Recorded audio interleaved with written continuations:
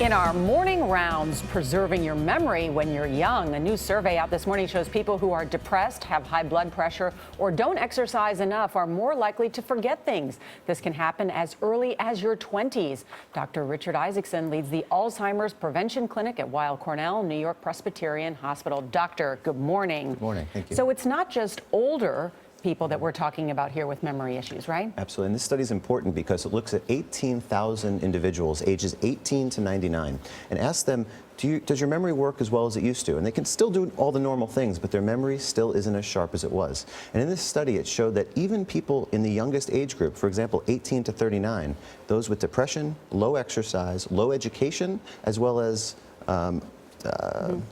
now I have my memory slip. See, it can happen to the. How old are you, doctor? But depression. So Are you getting depression. enough exercise? I think so.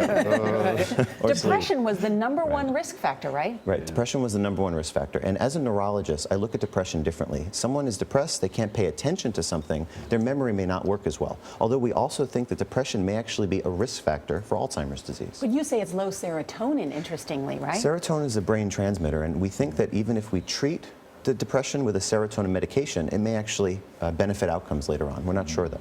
Yeah. What about blood pressure? So blood pressure is one of those silent killers. We know now that Alzheimer's disease starts in the brain 20 to 30 years before the first symptoms of Alzheimer's disease. Just like blood pressure is a lifelong illness, so Alzheimer's disease is the same thing. If we can treat midlife blood pressure, see a doctor, get educated, get informed, that's the way we can try to fight this disease and reduce risk.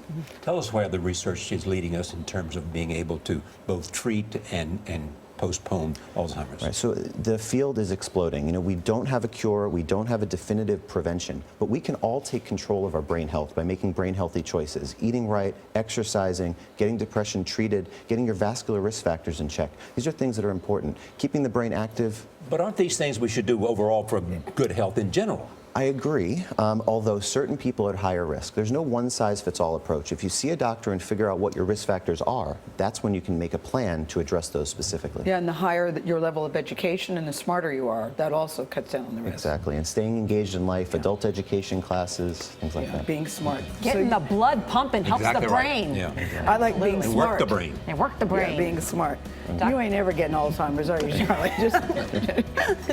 He's just scary smart. Dr. Isaacson, we thank you. Thank you very much. Thank you so much. I notice he didn't disagree.